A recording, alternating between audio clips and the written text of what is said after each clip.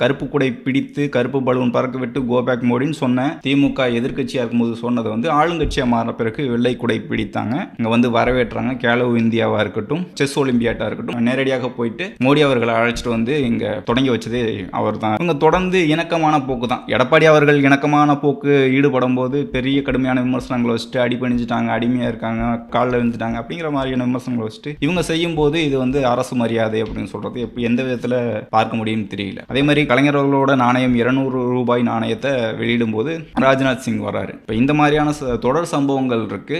எப்படி எதிர்கட்சியா இருக்கும்போது கடுமையான விமர்சனங்களை வச்சாங்களோ, எப்படி கோபேக் மோடின்னு சொன்னாங்களோ, வெள்ளை குடை பிடித்து வரவேற்றாருங்கிறது யாராலும் மறுக்க முடியாது. ஏன்னா இதற்கு முன்பே பிஜேபி கொண்டு வரக்கூடிய திட்டங்கள்லாம் செயல்படுத்திக்கிட்டு தான் இருக்காங்க. பரந்தூர் திட்டத்தை நாங்கள் செயல்படுத்துவோம் அப்படின்ட்டு தான் திமுக அரசும் முனைப்பாக ஈடுபடுதுன்னு பார்க்க முடியுது. அப்போ 8 வழிச்சாலைன்னு போராட்டம் பண்ணிட்டு இப்போ பசுமை வழிச்சாலைன்னு சொல்றது, அம்பானி அதானியை பெருமுதலாளிகள் மோடிக்காக வேலை பார்க்குறாங்கன்னு சொல்லிட்டு தமிழ்நாட்டில் முதலீடுகள் பண்ணும்போது அமைதியாக இருக்கிறது. அதே மாதிரி பிபிசி ஆவணம் இருக்குல்ல, குஜராத்தில் நடந்த இனப்படு வெளியிட்டாங்க. இந்தியா முழுக்க தடை செய்தது பிஜேபி. தடையை மீறி ஒரு சில இடங்கள்ல அந்த ஆவணம் வெளியிடும் போது, தமிழ்நாட்டில் குறிப்பாக தமிழ்நாட்டில் கம்யூனிஸ்டுகளே வெளியிடும் போது மிக மூர்க்கமா கைது செய்து சிறையில் அடைச்சது ஸ்டாலின் அவர்களோட அரசுன்னு தான் சொல்ல முடியும். இப்படி நிறைய சம்பவங்கள் இருக்கு. 2001 காலகட்டங்களில் கூட்டணி வச்ச கட்சி தானே திமுக.